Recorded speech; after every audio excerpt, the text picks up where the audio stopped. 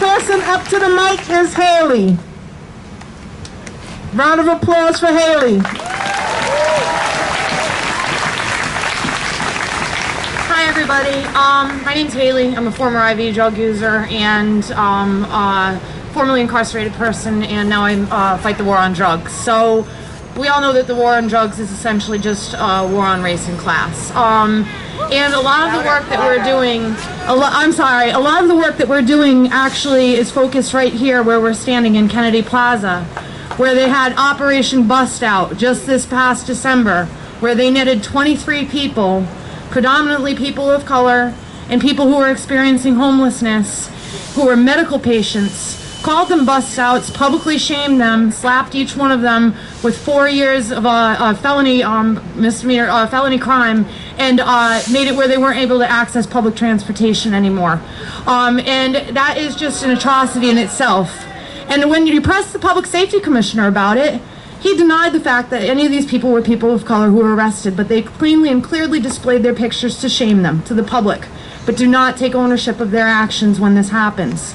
And we see a lot of that. So when we're working on policy on a legislative level, it's always the Police Chiefs Association that is the ones to shoot down racial profiling bills or any sort of bills that we're trying to have that would have a positive impact on communities that are targeted.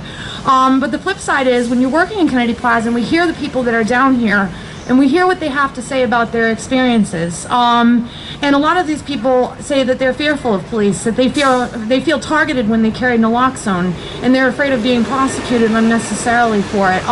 We spoke with people after the curfew last week who were experiencing homelessness that had nowhere to go at 8 o'clock at night.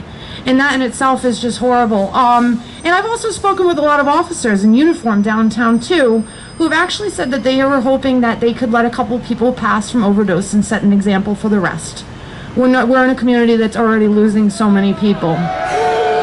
Yeah, so, but the other side is that when we're working down here, there's so many people. We were handing out sandwiches. The mayor of Providence, we unloaded about 300 sandwiches in a matter of 2 minutes.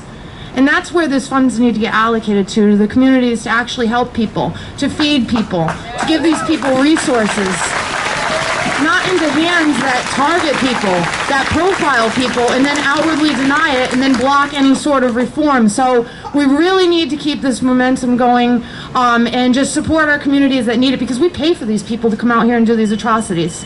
We're actually paying for that. They're supposed to be public servants. They should not have a seat at these tables. They're talking in city council right now. You've got Hugh Clements and Stephen Parry at those tables weighing in when, it should be from the people and from the city council people and the residents of Providence and everywhere else to make these decisions. So, yeah, keep up the momentum, and thank you very much. Thank you.